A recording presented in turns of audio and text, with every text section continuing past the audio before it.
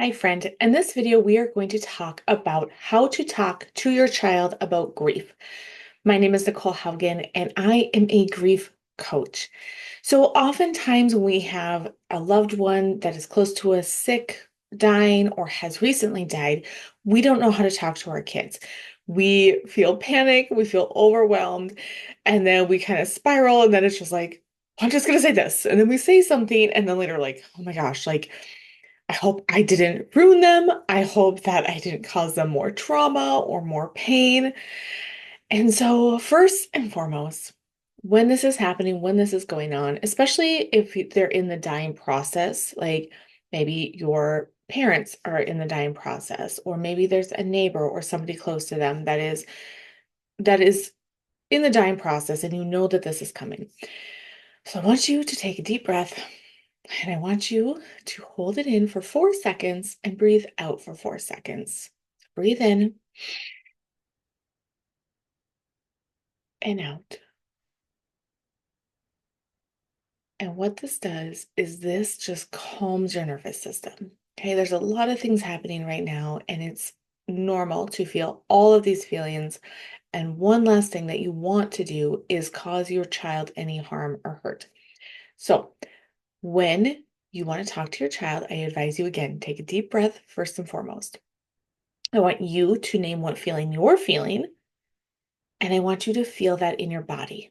Okay. Our emotions are a vibration in our body. And so maybe it's in your chest and it feels like bam, your heart is quickening. It feels like your stomach is up to your throat. And you're like, oh, it is a bright, flashing red. And it just, that's where it sits. Okay. So I want you to describe it. I want you to allow the feeling. And as you sit with the feeling, it'll pass away. Then I want you to go to your child and I want you, depending on where they're at, I think the biggest thing to remember is first and foremost to be honest with them, and second off to meet them where they're at. Okay, so you wouldn't talk to a toddler the way you would to a 13-year-old. And so just be honest with a toddler, or a young child. You can just use simple words like grandpa is dying. Grandpa's body is shutting down. Grandpa doesn't need food much anymore. Grandpa doesn't really need his body to function like ours functions. You just use simple things. With a teenager, you can use the same simple things, but then put in like ways that they can have outlets for their feelings and emotions. Okay. Maybe that they like art and they want to draw. Maybe just buying them a blank notebook. There's those ones that have like the thicker pages for a sketchbook.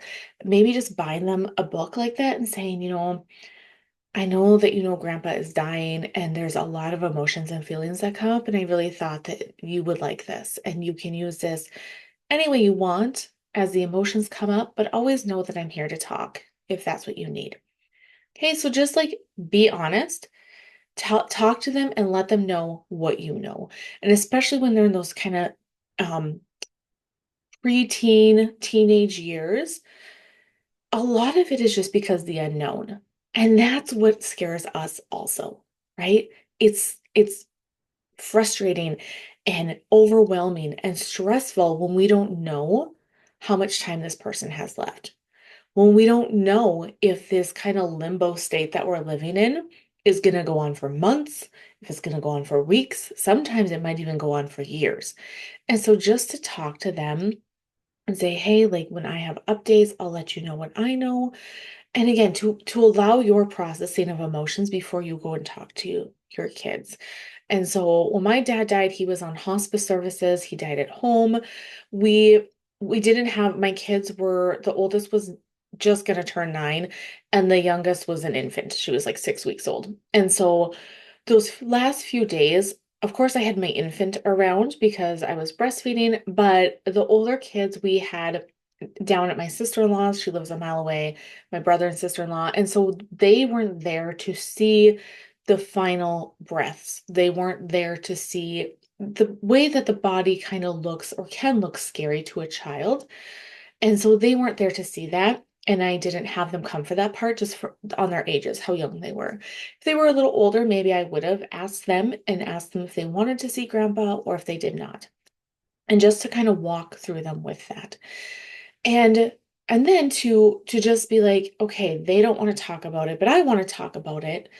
And so to reach out to somebody who you can talk to with. And that's where somebody like I come into play. I coach people through their grief.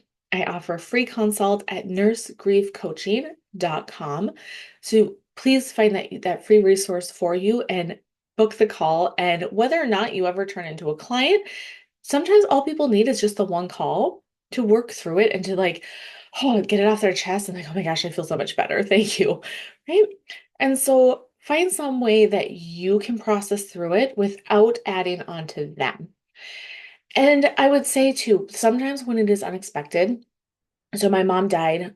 She missed the turn coming into her driveway during a winter storm, and her car fell through the ice and into the water. And that is how she passed away. And so, with that, they didn't see her body. Um, we had them draw pictures. Again, they were very young, but it was kind of a closure for them. We notified them, we let them know what was happening. Grandma's missing, and we think this is what happened, but we're not sure. And so we kind of led them through that and dealt with that as it came up. If your loved one is in the hospital, just explaining the certain maybe IVs and tubes and different things, the noises, right? There's a lot of different noises that can be overwhelming for a child. So just be honest and talk through them with that. And again, if you need any help at all with this, please reach out, book my free consult call at nursegriefcoaching.com.